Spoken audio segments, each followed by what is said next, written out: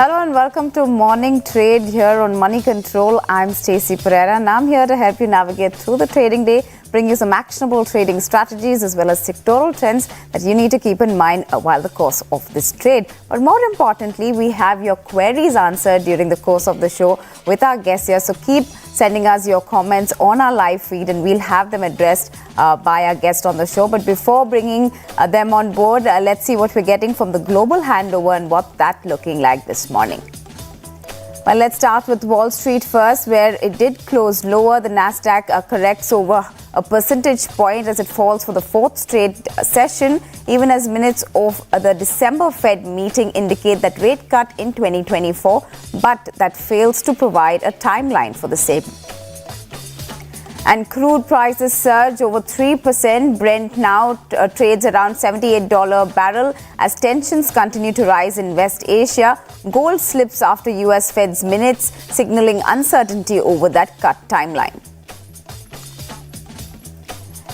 And stocks in Asia Pacific are trading largely lower, led by Japan, which kicked off its first trading session of 2024 and also dealing with that earthquake and plane collision news. But meanwhile, the GIFT Nifty back home is indicating a flat start for the Indian markets. And in stocks that we'll be tracking today, there will be focus on Vedanta after it gets that bondholders' approval for its restructuring plan. Geo Financial Services is also awaiting SEBI's approval for a mutual fund license, as well as all the telecom names that will be in focus on the back of their December data.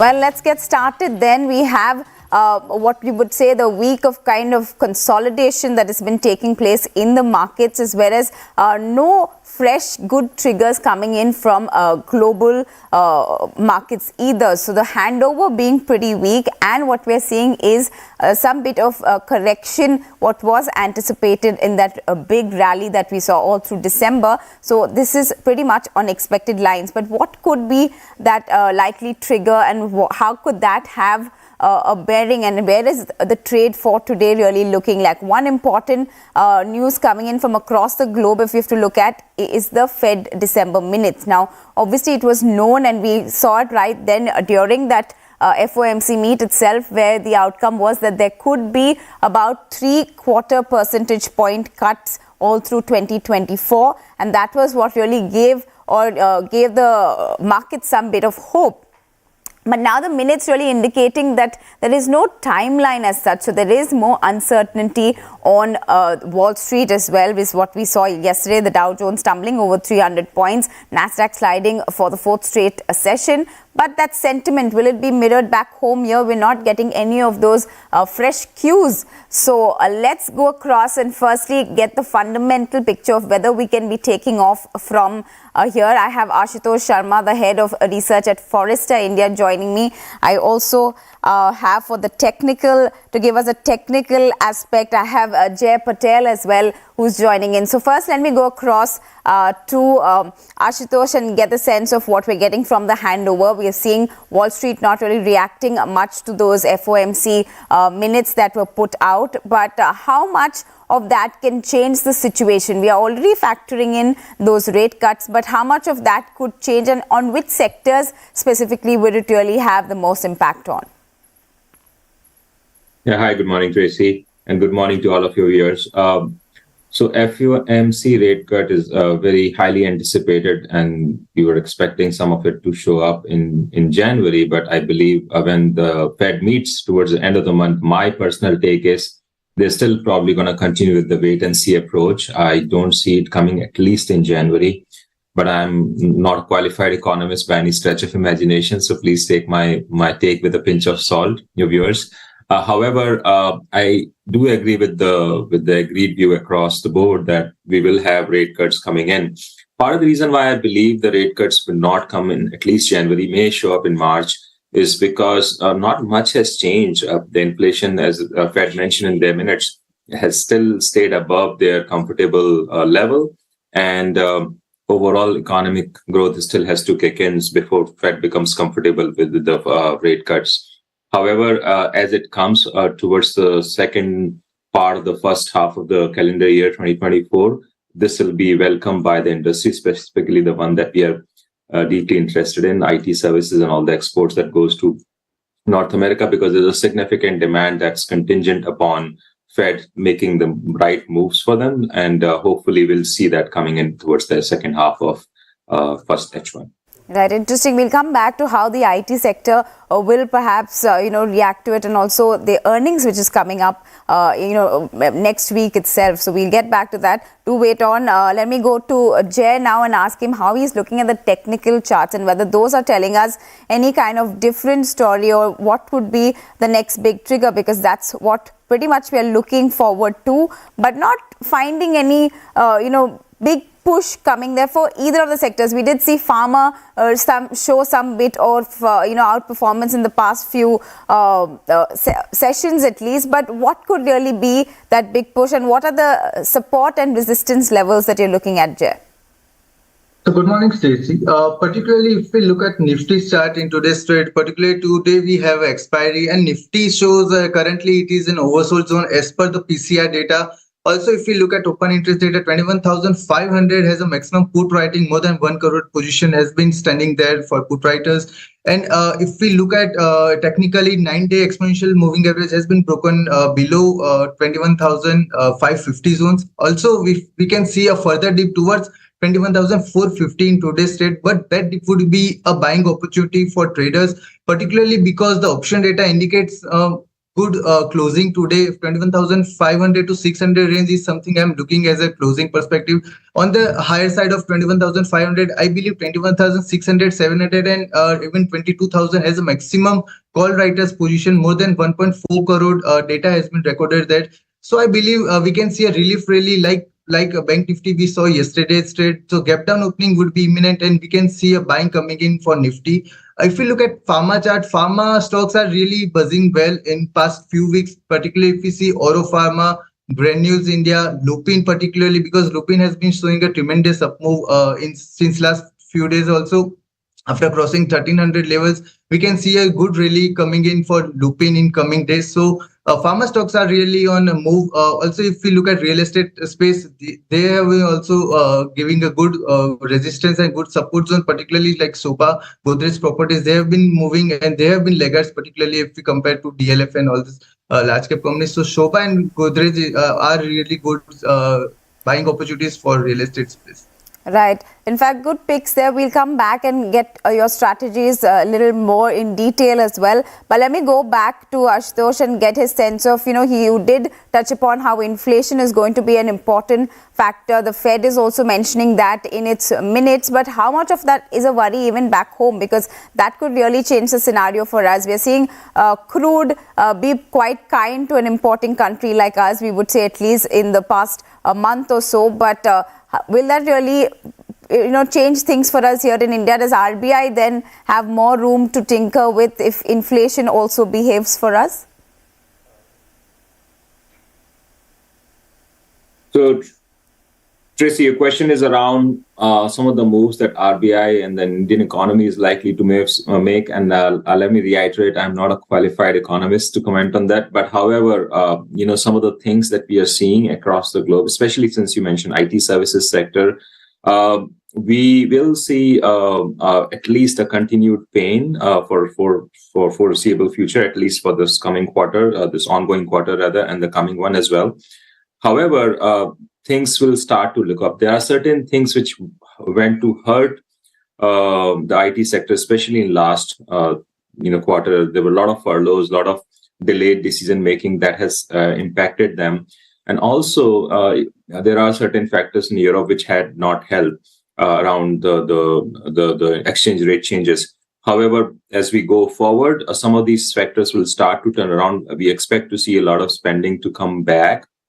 We are forecasting better than previous years, clearly, a growth rate for almost all the sectors of technology. So that will lead to a better performance as we go forward in the coming quarters.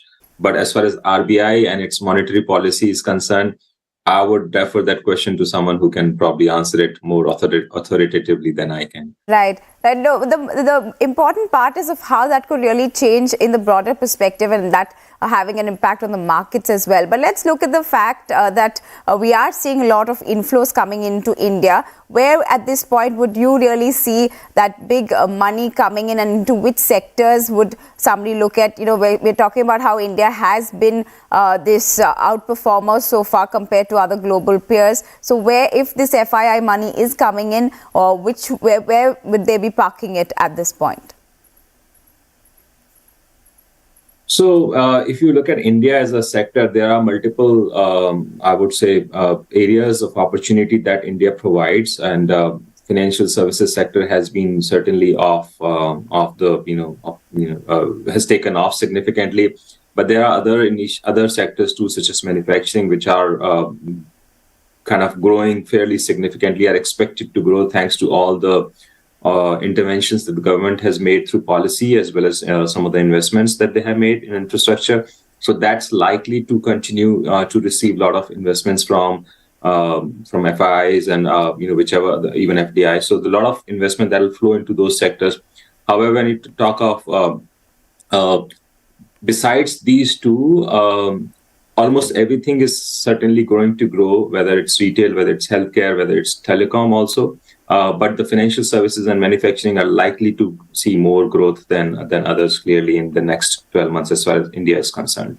Right. So let's get some queries answered. And since we were talking about IT, Raj Karnaval is asking the view on KPIT Technologies. I would want Jay to come in here and give us some data that he could throw up on KPIT Technologies. How should one be looking at trading in this stock?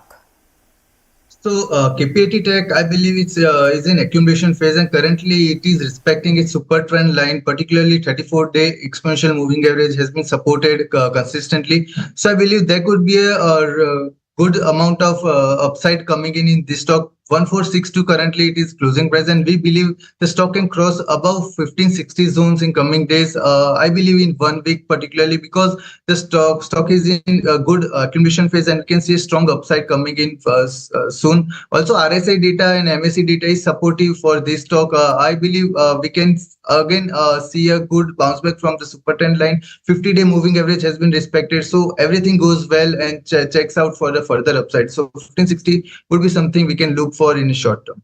Right. I'm looking at one more query that's coming in on Tata Motors. And in fact, we will take this up because there's a JP Morgan upgrade as well to overweight on Tata Motors. So how should one be looking at that? Pretty much a target raise there to 925 from 680. So what would you suggest on Tata Motors?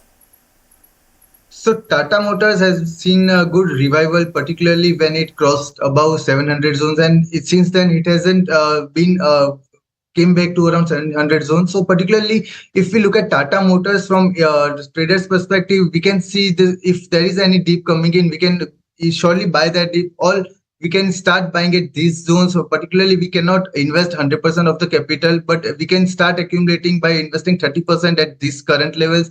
And we can see 800 levels crossing soon, and 850 would be on cards for 1 or 2 months. So positionally, if we look at 800, after crossing 800, we can expect 850 to coming in this very short period of time. So Tata Motors, very good position and very good sales data coming in. So I believe we can start accumulating this stock at any levels, particularly. And if we get a good dip at around 9-day exponential moving average, which is priced at 760 zones, so it would be a great opportunity to buy this stock at that price. Right. So I hope that answers Naveen and Debuke's query on Tata Motors. But let's also, we're talking about brokerages and what they've been putting out. And JP Morgan has also come out on a note on the IT sector. They're turning neutral on the sector. They've gone on to upgrade Infosys as well as L&T Tech to overweight, whereas they've upgraded TCS, HCL Tech and Emphasis Persistent to neutral from the underweight that it had. They've gone on to give that this upgrade, they believe, is driven by the pivot in that cost saving as well as the declining drags from the laggards and the pro-cyclicality. There's also a Morgan Stanley report on IT services. They've gone on to downgrade stocks that have seen strong outperformance so far to equal weightage. This includes the likes of HCL Tech as well as LTI Mindtree. They are going to be selective overweight on Infosys at this point. They see the greater revenue visibility as well as valuation comfort in Infosys is what they've written in that note. Their key underweight, though, include Wipro and Tech Mahindra. Let me go back to Ashutosh now and speak on the IT sector and the earnings that we are anticipating. TCS and Infosys both will be coming out with their earnings early next week. Are we going to see a turnaround for the IT sector, or still more time till we actually see a bit of change for IT, even though it looks promising like you were saying? Right. So when it comes to IT sector, specifically, if you look at the quarter that went by, it wasn't that great. We saw a lot of deals which were kind of like robbing Peter to pay Paul kind of deal, where essentially clients were reallocating their spend, they were consolidating the vendor portfolio that they had, and that sort of drove the large deals. However, as we go forward, things look much better. Now, I cannot specifically comment whether an Infosys or a TCS or a Persistent or someone else will do well vis-a-vis other. However, as a sector, it's likely to benefit a lot from the growth that we're going to see, specifically when it comes to North America, from financial services and healthcare there. Manufacturing and transportation are going to be a bit of slow, but that same story will likely to repeat in Europe as well. However, there more than healthcare, it's actually manufacturing which will probably benefit these companies. Now, coming specifically to these all these IT services firms, the current quarter, I don't expect a lot of positive surprises, if you will. One thing that most of them are benefiting from is a very highly increased management focus, because we saw some significant churn on most of these companies when it comes to leadership.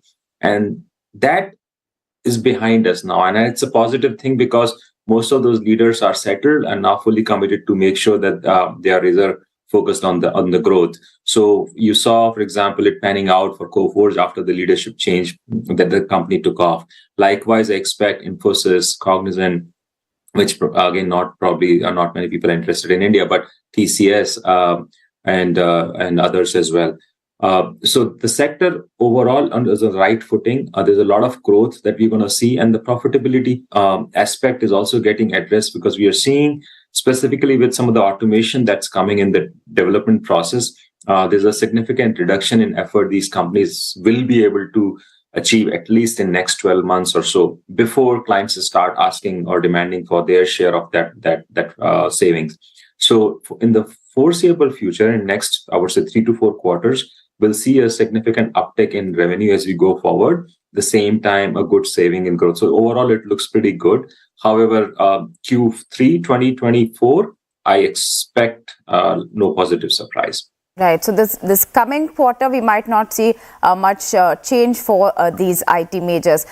Gentlemen, do stay on with us. I'm going to address a couple of stocks that will be in focus today. One of them being Vedanta. Now here, about 97% of its bondholders of Vedanta Resources, which is VRL, have gone on to approve the restructuring of a $3.2 billion worth of bonds. This was due to mature in the next 3 years. With this, the mining conglomerate has secured that required approval from at least 2/3 of the bondholders to proceed with this restructuring plan. But besides this, the company has also come out with its Q3 business updates ahead of its earnings, where they've gone on to declare that the company's mined metal production is up by about 7% on a year-on-year basis. The saleable silver output too has gone up by 22%, coming in at 197 tons on a YOY basis, as well as the cast metal aluminium production of the company's smelters is up by about 6% on a YOY basis and 1% sequentially. They've gone on to claim this is the record highest ever production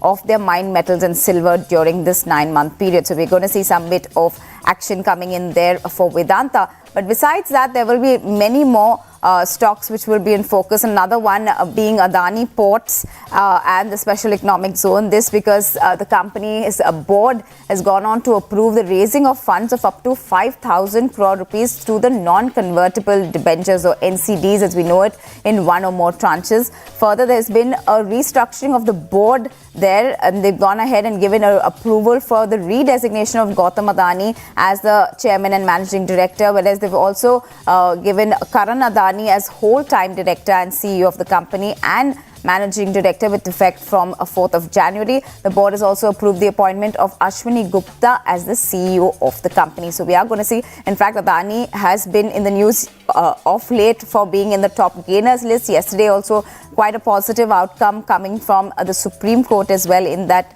Adani Hindenburg case. Another focus or another stock that will be in focus will that be of Geo Financial Services. Now this because it's JV with BlackRock Financial Management. They've gone ahead and filed their papers with a capital market regulator SEBI to launch their mutual fund business in India. Now the in-principle approval is under consideration with SEBI, and the company's joint venture, remember, has filed this application back in on October 19, 2023. So we know that this is what the plan is of the JV. But let me get in Jay here and ask him how that is going to change much for the AMC business as a whole. In fact, NBFCs, that whole space is seeing a lot of change. So which among these is, and there were hopes that Geo Financial Services will be that disruptor. Now you're seeing them literally take, get on ground. They're hoping for this mutual fund license. So how much of that will really change for the NBFCs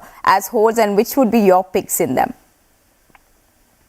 So, Stacey, finally we got a good update from Geo Finance after a long wait, particularly for any business, because we were looking for a mutual fund license. That was a buzz coming in. So currently mutual fund AMCs are in good buzz. If we look at Nippon India, Aditya Birla, Sun Life Insurance, so there are many asset management companies which are in buzz today, and we saw a good performance coming in from this sector. So Geo Finance with a good parentage and with a AMC license, we can see it as a good disruptor in AMC space. And we can see, since SIPs are hitting record highs and particularly SIP inflows are record highs, so we can see a good amount of buying coming in this stock in today's trade. Also we can, if we look at the future, I believe the stock is placed in very good position. 230 to 20 zones has been a good support since last few weeks. And also Geo Finance is placed for a good upside momentum with BlackRock JV. If you look at NBFC space, I believe L&T Finance has been a good position in since last few days.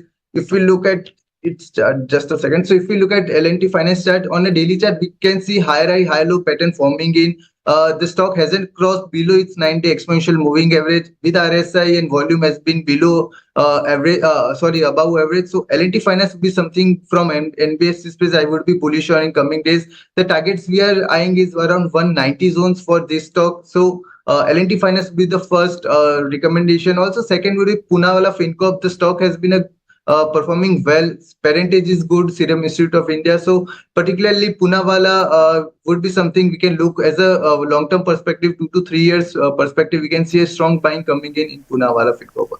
And since you did speak of Poonawalla Fincorp, in fact, they've come out with their business update, and we're seeing AUMs are up by about 57% and on a YOY basis 8% sequentially. So asset quality too is expected to improve further. So that NBFC space is definitely something that we're going to be interested in. Let me quickly squeeze in one more query before we let our guests go, and I'm asking, this is coming from Jituru Pawan. He wants to know your view on Tata Technologies and the suggested levels that he could enter in.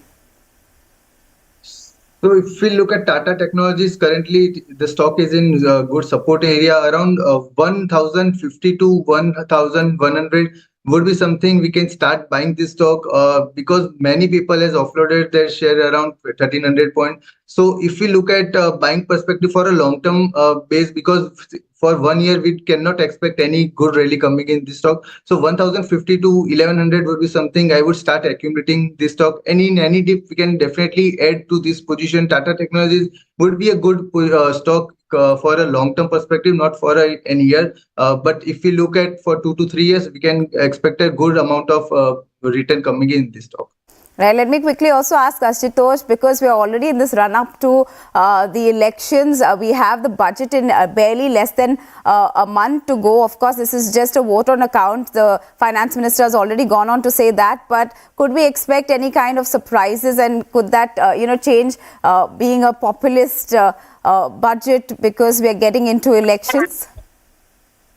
Yeah, it's anybody's guess, Stacey. The the budget has of late become a sort of a, for the lack of better word, a drab exercise, because most of the policy decisions are anyway taken before, during the year itself, and sometimes after that. So, however, it's a pivotal thing. I don't expect a significant change. However, being an election year, as you said, we may expect some more spend on welfare, especially across the country. So that's something I expect a little more. Infrastructure spend will continue to grow, and that's a positive thing. Now, where will that money come from is something for our finance minister and to decide or determine. But I expect a little bit on that. As far as businesses are concerned, I'm not expecting a significant changes in tax rate or interest rates or whatever, which anyway is decided by RBI. But my point being, I don't expect any significant change. However, for economy as a whole, for country as a whole, we might see some more spend on welfare.